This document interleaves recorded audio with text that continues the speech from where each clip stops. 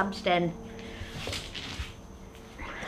Look who had a bath. I see you too, and I love you. So last week, my glorious mane made an appearance on the vlog, and I got a lot of comments about, oh wow, my hair looks really good. So thank you guys for that. I appreciate the love. It does seem like whenever hair and veganism gets mentioned at the same time, the issue of hair loss comes up. So there can be a lot of causes of hair loss. A lot of them have honestly nothing to do with veganism, but this symptom can arise during a dietary shift. So today I thought we could dedicate the vlog to talking about how hair loss can become an issue for some people. So since so many people have questions about hair loss when they're coming to a vegan diet, or they feel like they're noticing that their hair is falling out once they've switched to a vegan diet, I wanted to start out the discussion about issues with hair loss with diet. On a vegan diet, the primary issues that tend to come up are not enough calories,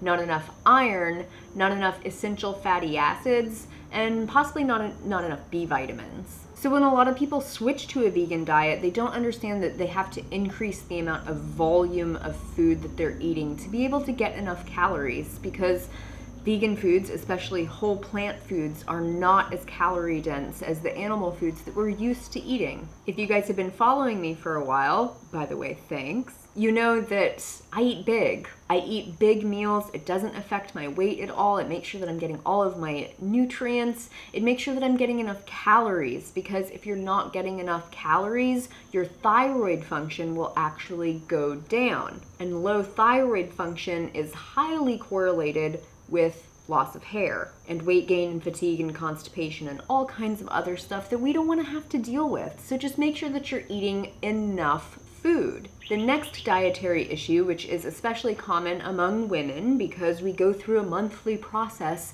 of losing iron, is potential iron deficiency. Some people are just flat out prone to anemia. It doesn't matter what they eat, how much iron they eat or supplement with, they just can't get enough. The vast majority of us don't have that issue, so we're perfectly capable of getting iron from our diet. The subject of iron needs its own video, and I'm going to give it its own video, but super long story short, there can be a little bit of a transition moment when you're going to veganism, when your iron levels drop a little bit and you're not yet optimally absorbing iron from your diet. That shouldn't be enough to cause hair loss, but on the off chance that it does, let's just be a little bit more wise about how and when we eat our iron. There are tons of iron-rich whole plant foods.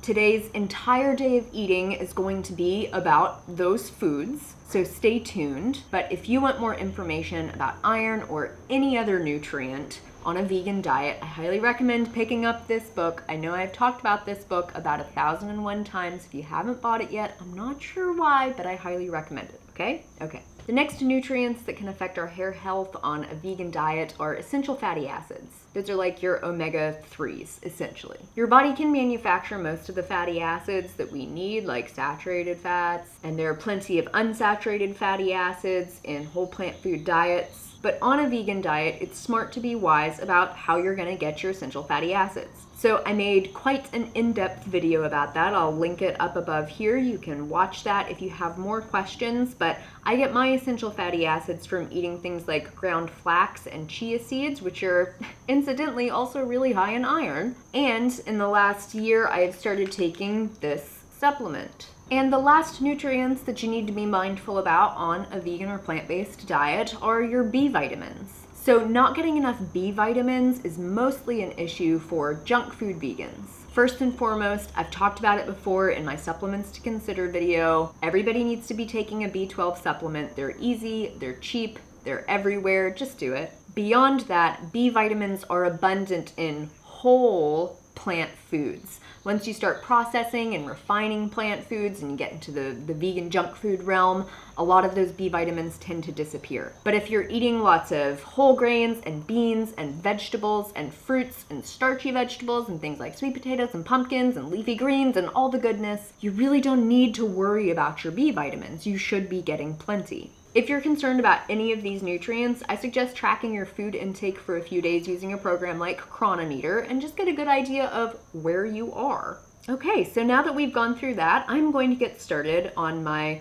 whole plant food, iron-rich, calorie-rich, essential fatty acid-rich, B vitamin-rich breakfast. So all of these foods are here on purpose because they are high in iron, except maybe the apple. I'm not actually sure what iron content is in apple and cinnamon. Now, I also have my organic, unsulfured blackstrap molasses. And this stuff is like micronutrient gold. 1 tablespoon, 10% of your magnesium, 10% of your calcium, 20% of your iron. And this is one of the 2 sweeteners that is whole plant food green light approved by Dr. Greger himself. All right, this is one of my favorite like comfort food breakfasts, even though it's totally healthy. So let's get started.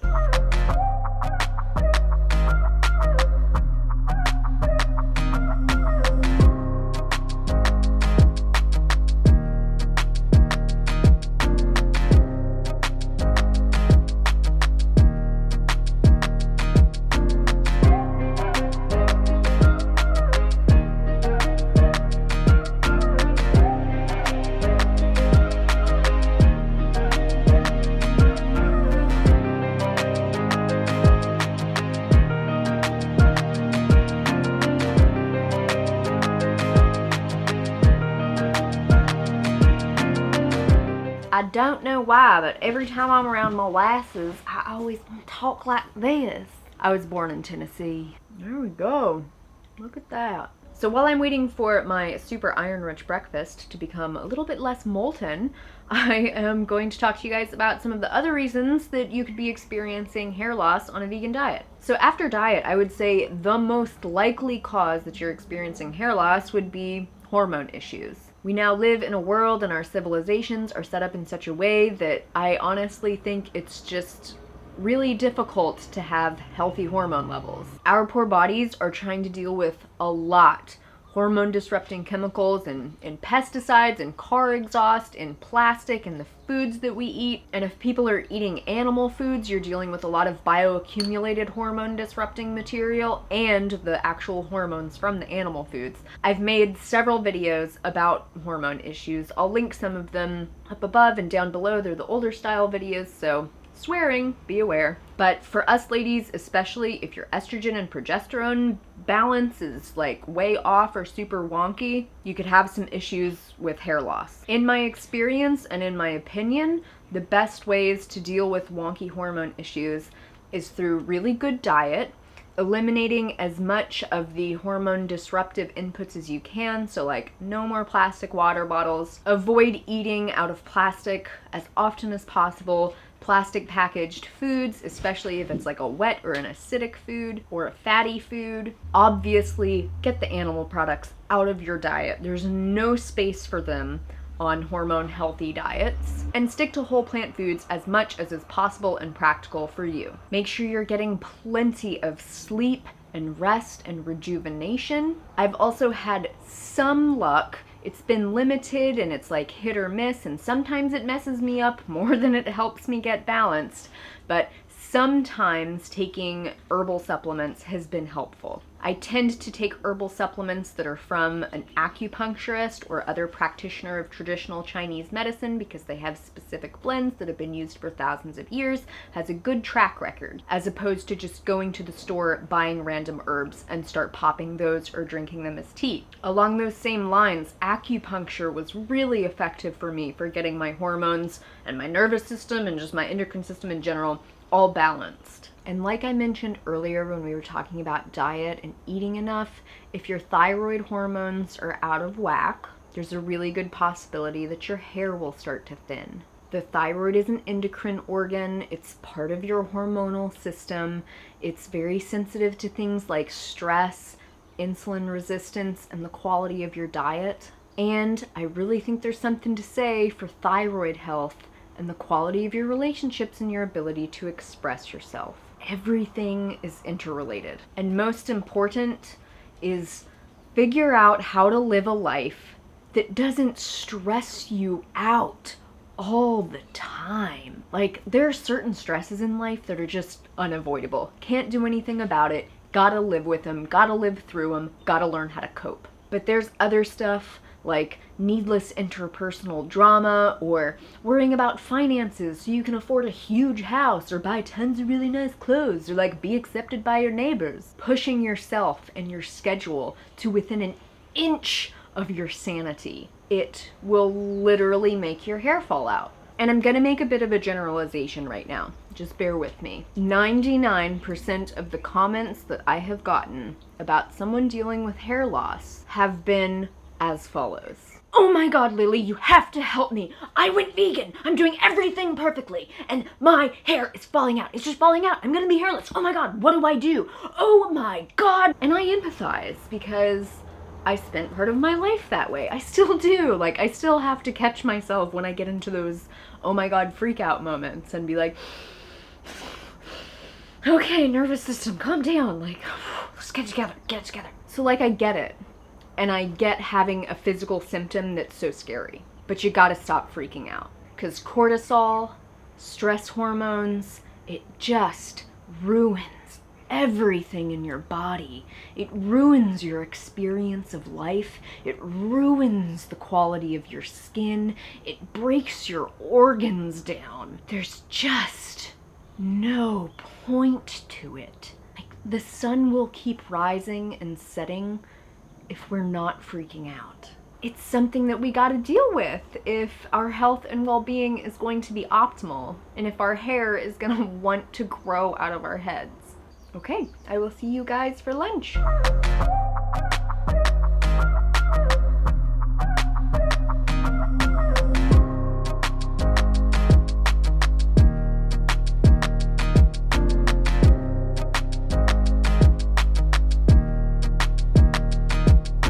I've already started to dig in. I have a lot of... Why do you come in here to scratch yourself? I have a very hearty serving of mashed potatoes, vegan mashed potatoes, which I made last night. And potatoes are very high in iron and vitamin C. Then I have chickpeas, also high in iron and cooked with garlic and onions to increase the iron absorption. And then I have leftovers from a kale salad that I had last night, which is also high in iron and vitamin C. It tastes so good and it's so healthy. Okay, so we're going to talk about one last common issue that comes up with people who are experiencing hair loss, and that is scalp health. Like, what are you doing to your head? What's happening up there?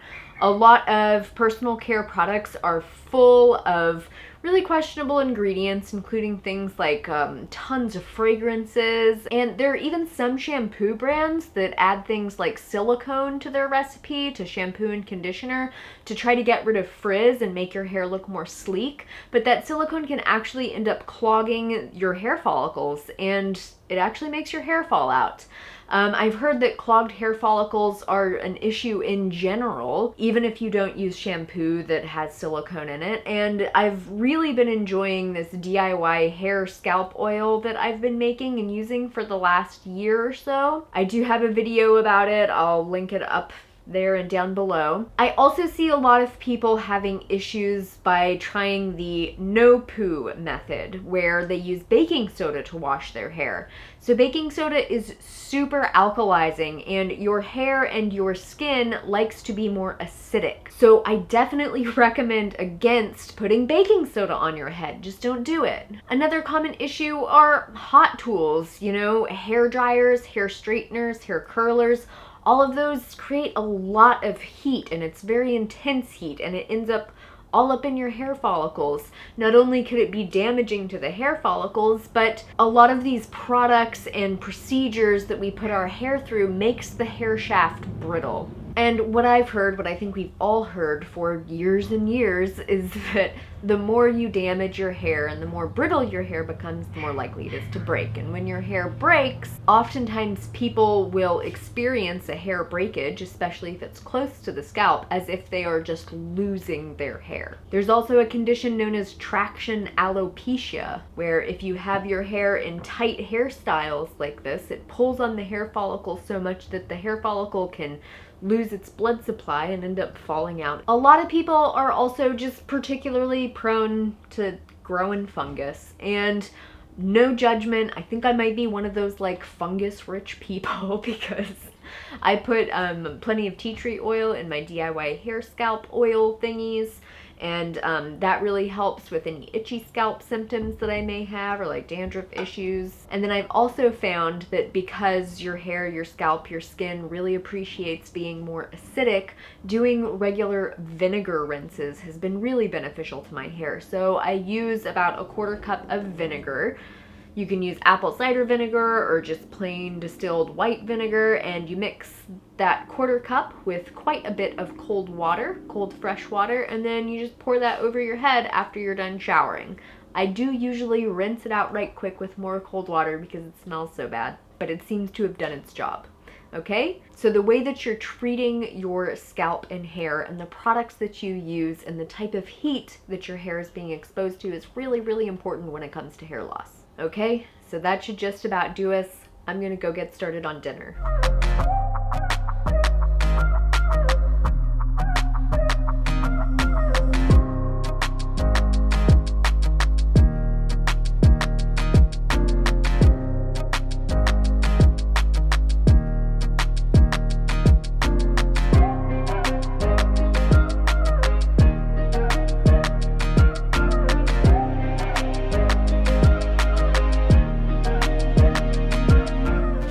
Coconut water with white pineapple that I grew in my garden.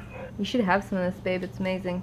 Get out of my food, Petunia. All right, so this is going to be everything that I ate today. This is a very iron-rich meal. I have lots and lots of greens. This is a spring mix that comes pre-packaged because we can't get any lettuce at the moment. Then I have some russet potatoes that I boiled last night, and then I just covered them in some smoked paprika, a little bit of freshly cracked black pepper, and some oregano, and then put them into our little countertop oven for a few minutes to let them get kind of crispy. Then I have some leeks that I sauteed with onions and garlic. Leeks are very high in iron, as are potatoes. And then I have some high in iron lentils going on over there, and I cooked those guys with a little can of tomato paste, a little bit of curry powder. I like to just drop a little bit in. It doesn't even taste that curry-y, but it's like a nice spice and flavor. And then I cooked those with the onions and garlic to boost the iron absorption even a little bit more. I think I'm a little ironed out.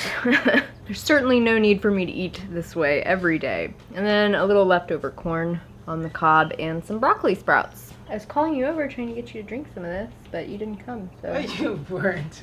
I was so. I have it on video. All right, you guys, thank you so much for watching. Let me know if you liked this style of vlog that had a little bit more information in it than usual, or if you just want me to show you what I eat and be quiet about it. As always, until next time, make better choices for yourself. No one's gonna do it for you, and take really, really good care of your precious self. I will see you guys very soon. Bye. Let's see if I can turn this off with my wine glass.